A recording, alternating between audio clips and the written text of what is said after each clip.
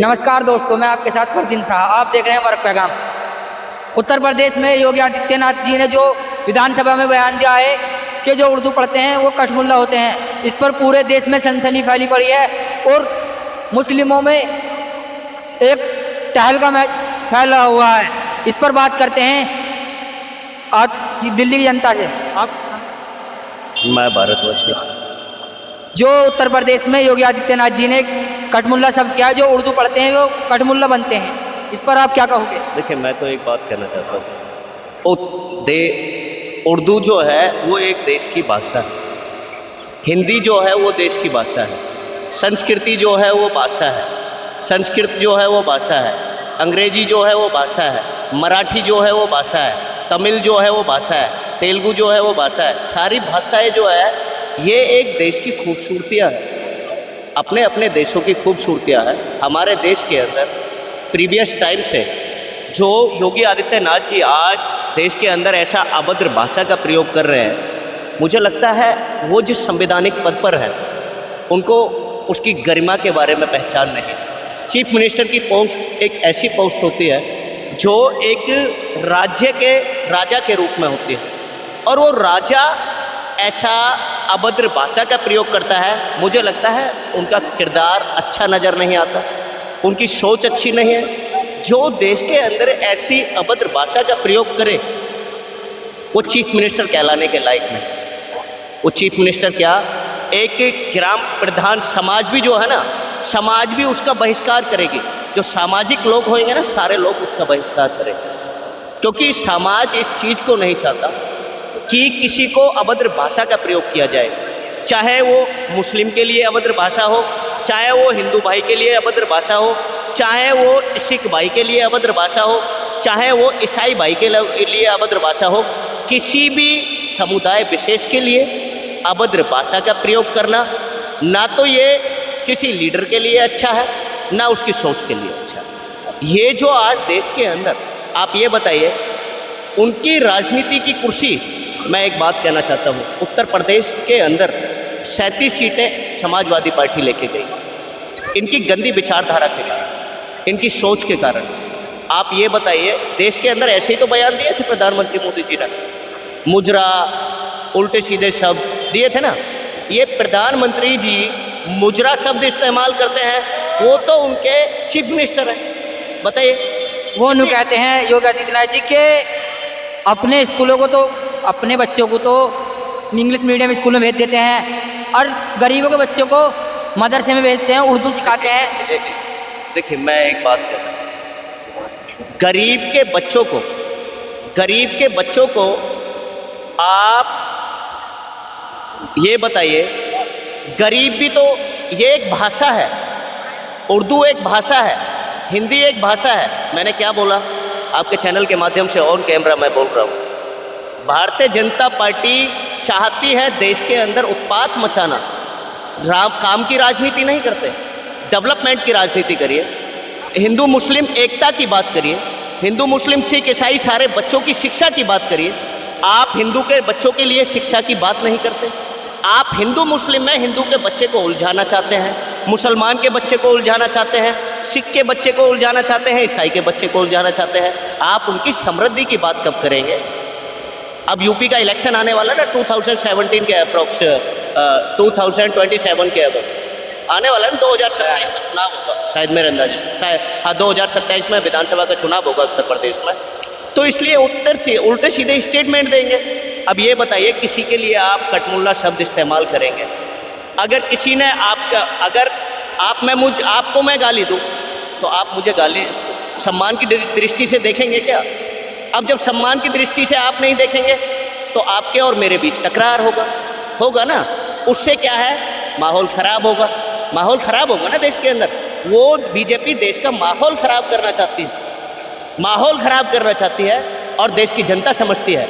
देश के अंदर आप ये बताइए, क्या भाई साहब, अब तक मैं इनसे पूछना चाहूँगा, आज से 2014 से पहले माहौल सही था, जहाँ हर दूसरे दिन कहीं ना कहीं दंगे होते थे, हर दूसरे दिन कहीं ना कहीं बम विस्फोट होता था, 26/11 जैसा, मुंबई जैसा कांड हो गए, वो सब पुलवामा किसी सरकार हुआ, लेकिन उसकी सरकार का नहीं, उसके बाद जो सर्जिकल स्ट्राइक हुई वो इन्हें पता नहीं होगा, इन्हें सर्जिकल स्ट्राइक का नहीं पता होगा, इन्हें एयर स्ट्राइक का नहीं पता होगा, है पाकिस्तान में घर में घुस के मारा गया ये नहीं पता होगा, इन्हें सिर्फ बात उठानी आती है।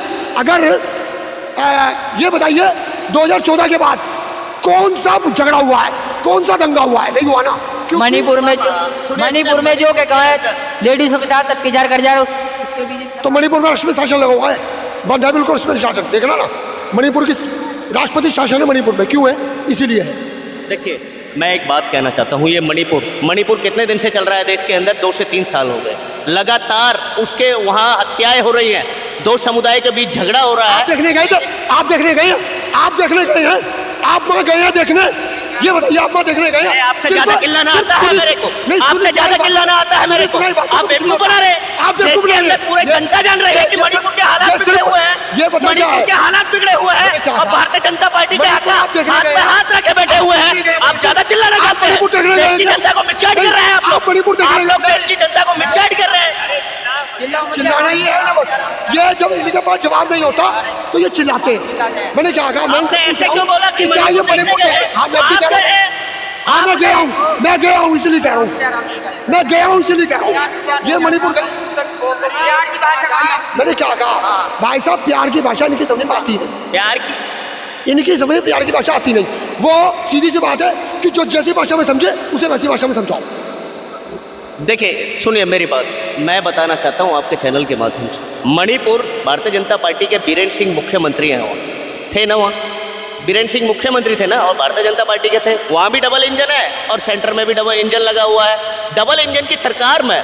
और होम मिनिस्टर जो है, होम मिनिस्टर की पुलिस, मणिपुर के बिगड़ते हुए हालात ऐसे हालात हैं कि मणिपुर भारत का हिस्सा है, वहाँ भारत की बहन बेटियां रहती हैं, वहाँ भारत की बहन बेटियों के साथ अत्याचार होता है तो वो भारत की बहन बेटी के साथ अत्याचार है। मणिपुर की बहन बेटी के साथ अत्याचार होता है तो देश की बहन बेटी के साथ अत्याचार है। अगर हाथरस के अंदर किसी बेटी को हबस का शिकार बनाया जाता है और उसके साक्ष्य उत्तर प्रदेश की सरकार के इशारे पर वहाँ का प्रशासन मिटा देता है, उसका जबरन देह संस्कार कर देता है, वो भी उत्तर प्रदेश की बेटी हमारे देश की बेटी है। ये देश के अंदर इन लोगों को नजर नहीं आता। आप देश के अंदर जब जबरदस्ती धर्म परिवर्तन होता है, धर्मांतरण होता है, जब देश के अंदर विचार होता है तब ये घात हो जाते हैं। एक मुसलमान मरता है, अगर कहीं किसी मुसलमान मारा जाता है तो ये चंदभाड़ू और 100 चमचे उठ के आ जाते हैं कि एक मुसलमान की हत्या हो गई, मुसलमान की हत्या हो गई, और हजारों किसी की नहीं होनी चाहिए, हजारों हिंदू की होनी चाहिए ना मुसलमान की होनी चाहिए, हत्या किसी की नहीं होनी चाहिए। सुनिए ये बोल रहे थे हत्या किसी की नहीं होनी चाहिए, ना मुसलमान की होनी चाहिए, ना हिंदू की होनी चाहिए, ना सिख की होनी चाहिए, ना ईसाई की होनी चाहिए। सारे लोगों को जीने का अधिकार है इस देश के अंदर।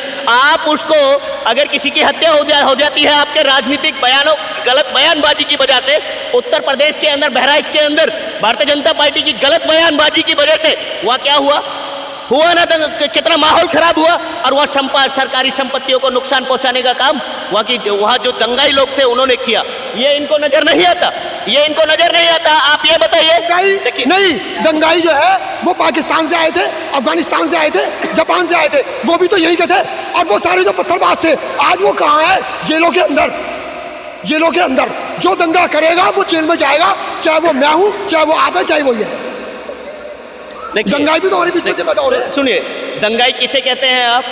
दंगाई कहते किसे हैं पहले आप ये बता दीजिए। दंगाई आप पत्थर उठा लो, आप दंगाई हो। अच्छा तो आप पत्थर का तो जो पत्थर उठाने की बात करता होगा वो दंगाई होता है। मैंने तो पत्थर का शब्द ही नहीं लिया अभी मुंह से। मैंने तो अपने आप सुनिए मेरी बात सुनिए, मैंने तो पत्थर का शब्द ही नहीं लिया अपने मुंह से, अपनी जीवा से तो कुछ बोला ही नहीं। आप दंगाई किसे बोलोगे? तो उसको बोलेंगे ना जो माहौल खराब करना चाहता है, गलत बयानबाजी करता है, देश के अंदर माहौल को खराब करने की कोशिश करता है, उसको दंगाई कहते हैं। जो दंगा करेगा वो जेल जाएगा, और मोदी सरकार का सबसे बड़ा नियम यही है कि जो दंगा करेगा वो जेल जाएगा। हाँ, शीश महल के हम राजमहल के बारे में भी बताएंगे। आइए 1 मिनट आइए। अरे सुनिए ना, दूर से क्यों बात कर रहे हैं आप? अब शीश महल करप्शन म्यूजियम बनने जा रहा है, उसे देखना 10 रुपए टिकट में, बहुत मजा आएगा।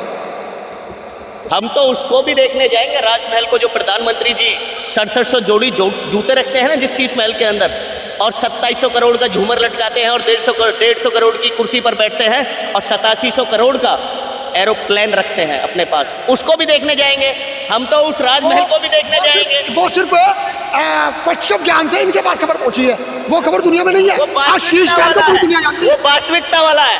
देखिए मैं एक बात बताना चाहता हूँ, संजय सिंह और सौरभ भारद्वाज, 27 साल बाद दिल्ली में भी बीजेपी आ गई है तो इन्हें सदमा लग गया है, क्योंकि पता है इनका क्या बुरा हाल होगा। बोल लो एक बार रैली कर लो, इनका क्या बुरा हाल एक बार रैली कर लो, रैली करने के बाद फिर काउंटर कर देंगे हम सारा कुछ। करिए रैली कर लीजिए आप। आपका काम है हमारा। आपको पता है कि केंद्र सरकार पे कितने कर्जा है? ये जो क्या कहते हैं ताजमहल है, ये सब ये लाल किले सब गिरवी रखे हुए हैं। भाई साहब किसने कह दिया गिरवी रखे हुए हैं? अब एक बात सुनिए, अगर कोई चीज प्राइवेट में दे दी जाए तो गिरवी नहीं होती।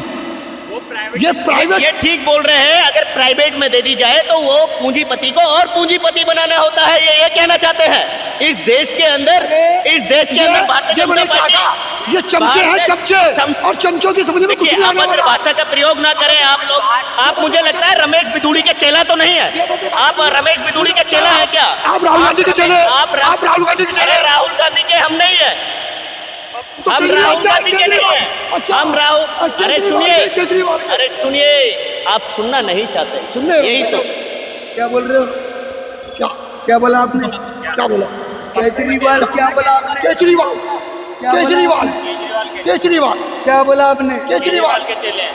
चेले है ना, तो क्या गलत बोला? तो यार आराम से खड़े होके बात क्यों करने हो? क्यों आ रहे हो तुम? आपस से बात कर रहे हैं, हम लड़ रहे हैं। इसमें सबका लौटना है।